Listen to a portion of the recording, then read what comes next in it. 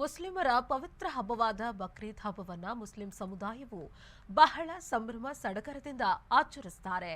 ಇನ್ನು ಈ ಹಬ್ಬವನ್ನ ಪ್ರವಾದಿ ಇಬ್ರಾಹಿಂ ಅವರು ತಮ್ಮ ಮಗನ ತ್ಯಾಗವನ್ನ ಸ್ಮರಿಸುವ ಸಲುವಾಗಿ ಪ್ರತಿ ವರ್ಷ ಈದ್ ಉಲ್ ಫಿತ್ರ್ ಆಚರಿಸಲಾಗುತ್ತದೆ. ಈ ದಿನದಂದು ಗಂಡು ಮೇಕೆಯನ್ನ ದೇವರಿಗೆ ಬಲಿ ನೀಡುವ ಆಚರಣೆ ಇದೆ ಎಂದು ಹೇಳಲಾಗುತ್ತದೆ.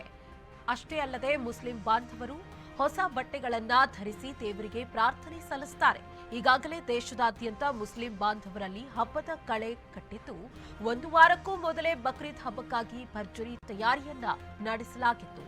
ಇನ್ನು ಈ ಹಬ್ಬದ ಸಮಯದಲ್ಲಿ ಮುಸ್ಲಿಂ ಬಾಂಧವರು ತಮ್ಮ ಪ್ರೀತಿ ಪಾತ್ರರಿಗೆ ತ್ಯಾಗ ಬಲಿದಾನವನ್ನ ಸ್ವೀಕರಿಸಿ ನಿಮ್ಮ ಇಷ್ಟಾರ್ಥಗಳನ್ನ ಈಡೇರಿಸಲಿ, ಬದುಕಿನ ಆಸೆಗಳನ್ನ ಆದಷ್ಟು ಬೇಗನೆ ನೆರವೇರಲಿ, ಕುಟುಂಬದ ತುಂಬೆಲ್ಲ ನಗುವೇ ತುಂಬಿರಲಿ, ನೀವು ಹಾಗೂ ನಿಮ್ಮ ಕುಟುಂಬ ಸದಾ ಸಂತೋಷದಿಂದಿರಲಿ, ಈದ್ ಮುಬಾರಕ್ ಎಂದು ವಿಶ್ ಮಾಡುವುದು ವಾಡಿಕೆಯಾಗಿದೆ.